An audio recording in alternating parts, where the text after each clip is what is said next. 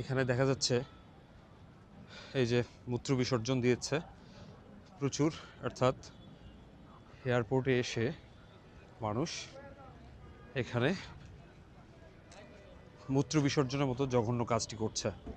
মনে হচ্ছে আপনার এটা একটা ইন্টারন্যাশনাল একটা জায়গা, মানুষের বিবেক যদি চিন্তা করেন আপনি, মানে আমি জানি না আপনি কোন লেভেলের থেকে চিন্তা করবেন। এমনও আছে যারা হিউম্যান আইসা ওই যে ছাদে, আপনি একটু ওইটা উপরটা একটু লুক করেন, ওই যে ছাদটা দেখতেছেন ওই ছাদের উপরে ওই কোনায় একটু যাই, আপনি যদি পারেন ভিডিও করে নিয়ে ওই দুইটা জায়গায় প্রস্রাব করে, মানে যারা আসে দর্শনার্থী আইসা ওখানে প্রস্রাব করে। তো এখানে এই যে পুলিশ, আর্ম পুলিশ ব্যাটালিয়ন আছে ভাইয়ারা, এখানে কি অনেক দেখি প্রেসাব টেসাব করে মানুষ? হ্যাঁ হ্যাঁ, আপনারা কি করেন না? অবশ্যই করি তো, আমরা ধরেন না? ধরি তো। অনেক গন্ধ, প্রচুর গন্ধ, আমরা ধরি, মানে একটা ইন্টারন্যাশনাল এয়ারপোর্টে এসে এরকম প্রেসাব করে দেয়। ব্যবস্থা আমরা নিই, এখানে সাইনবোর্ড লাগানো আছে, লোকজনকে সতর্ক হ্যাঁ, করি। সাইনবোর্ড লাগানো আছে, সাইনবোর্ডের নিচেই পেশাব করতেছে। আমরা ধরি এগুলো, আমরা ধরে নিচ্ছি না ভাই, ওদের ওয়াশরুম দেখাই দিই। হ্যাঁ, আচ্ছা ওয়াশরুম কি কম নাকি এখানে? ওয়াশরুম কম বলতে কম না, এখানে ওয়াশরুম আছে ঠিকই, কিন্তু ওরা নিচে বলে পাবলিক বুঝতে পারে না, ছোটো বিল্ডিং তো, আর অনেক ঘোরানো সিঁড়ি, তার কারণে বুঝতে পারে না আর ওইভাবে। আচ্ছা আচ্ছা, এখানে আপনারা পেশাব করেন ভাই? এটা তো এটা আপনারা পেশাব করছিলেন? হ্যাঁ, কেন ভুল করতে গেল? তোমার নিচে বসা করার জায়গা আছে, কেন করতে গেল এটা? তোমার বারবার তো দেখতেছে এখানে ইয়া চলতেছে কেন? ওই হ্যাঁ, ওইটার উপরে ছাদের উপরে একটা ইন্টারন্যাশনাল একটা জায়গায় আসছে, মানে 64 জেলার একটা মানে ইন্টারন্যাশনাল জায়গা, যেখানে হলো গিয়ে মানুষ আসা যাওয়া করে, বাইরে ওই উপরে উঠা প্রস্তাব করে। উপরে মনে করেন আপনার লেখা আছে সাইনবোর্ড যে পাবলিক টয়লেট নিচে, ওইখান থেকেও মশা হয়, অনেক মশা হয়।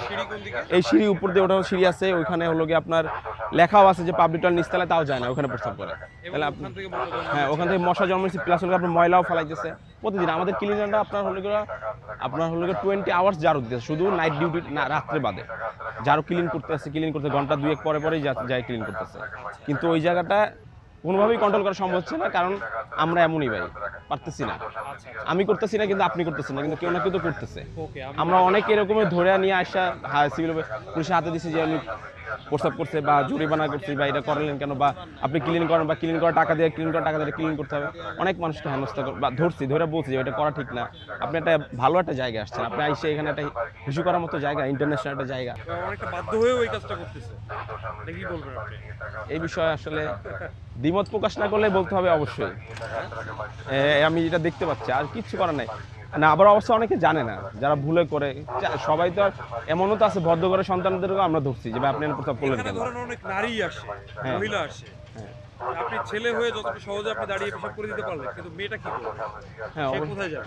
সে অবশ্যই ওয়াশরুমে আমাদের কাছে। ওয়াশরুম তো এখানে যেহেতু স্বল্পতা, দুইটা ওয়াশরুমের আপনি কথা বলছেন, হ্যাঁ তাহলে এত মানুষ আসে, লাখ লাখ মানুষ আসছে এখানে, হ্যাঁ, তাদের জন্য ওয়াশরুমের ব্যবস্থা করার দরকার কি? আপনি কি বলেন? অবশ্যই ওয়াশরুম ব্যবস্থা করা দরকার।